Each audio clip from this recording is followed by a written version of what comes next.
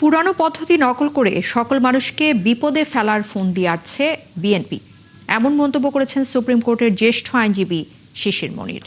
জুলাই সনদ এবং গণভোটের রায় বাস্তবায়নে করণীয় এই বিষয়ে সন্ধ্যায় আলোচনা সভায় তিনি অভিযোগ করেন, বিএনপি এখন আদালতের দোহাই দিচ্ছে জনগণের রায় এবং আকাঙ্ক্ষা বাস্তবায়নে যে সমাধান দেখাচ্ছে সরকার, সেটা ভুল পথ বলে মন্তব্য করেন তিনি।